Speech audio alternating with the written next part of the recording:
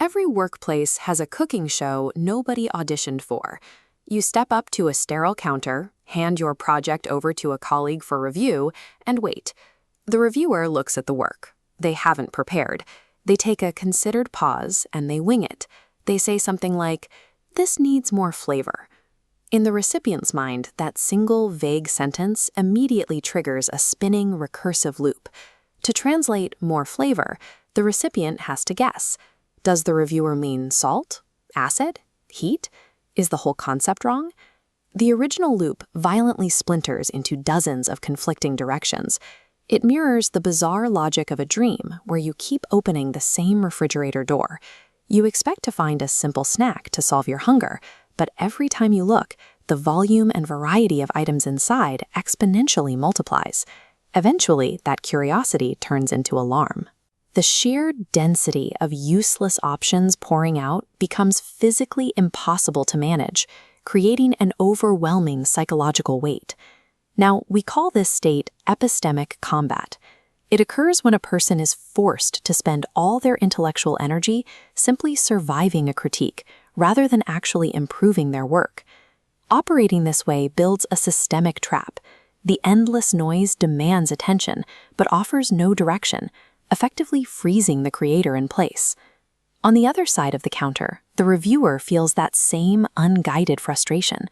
Without a structured path, they reach for whatever they think might force an immediate fix. This often leads to the bleach incident.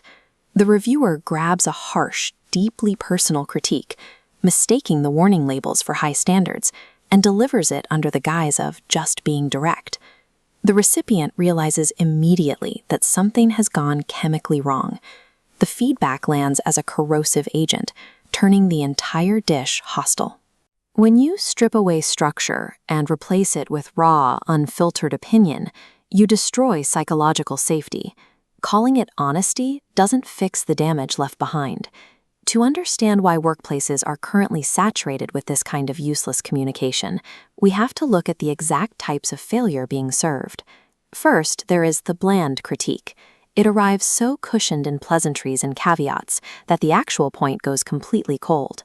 The recipient nods, snarls, and leaves with absolutely nothing actionable. Then we have the decorative but inedible. This relies on highly sophisticated language and elaborate corporate frameworks. It sounds impressive out loud, but offers zero practical utility. And finally, the actively poisonous.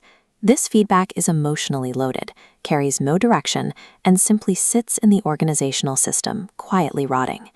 This scatterplot chart maps these specific feedback types across two axes, how actionable they are and how toxic they are. Notice how heavily the data clusters into the zones of high toxicity or zero actionability.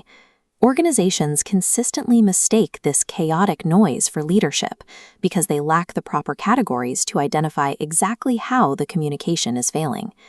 The root behavioral flaw driving all of this becomes obvious when we apply a basic standard of human decency called the mom test. Imagine going home, looking at a meal your mother has reliably cooked with care, and casually saying, "Ugh, same thing again," without offering to write a shopping list or cook something yourself. The absurdity lies in the gap. Naming a problem expresses a dissatisfaction. Providing the actual tools to fix it is a contribution. A recursive loop of vague guessing might be an entertaining anomaly in a dream.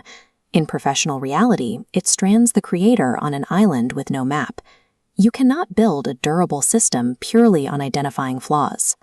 Without the structural support of direction, the entire process collapses under its own weight. Handing someone a dissatisfaction with no recipe attached is a failure of leadership, no matter how loudly you insist you are helping. To replace that chaos with targeted nourishment, we need a specific, stabilizing recipe.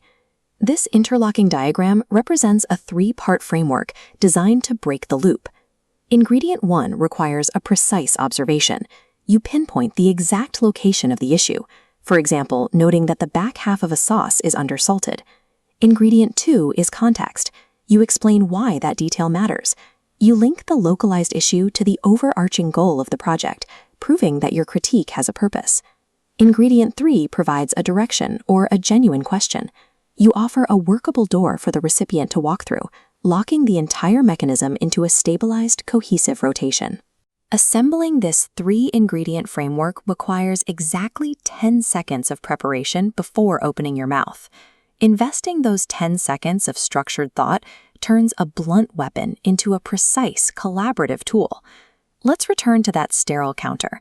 The project is handed over, but this time the reviewer runs that 10-second framework. The infinite, escalating chaos disappears. In its place, a single, highly actionable path forward immediately emerges. The recipient doesn't have to invent variables. The guessing stops, entirely eliminating the exhausting drain of epistemic combat. We've inherited this idea that the burning smell of professional burnout is a required byproduct of high standards. It isn't. The terrifying, bottomless avalanche of variables spilling out of the fridge compresses down into one simple, highly effective unit of nourishment. By abandoning the instinct to wing it and adopting a quiet, structured approach, we sustainably nourish our teams, breaking the cycle of confusion forever.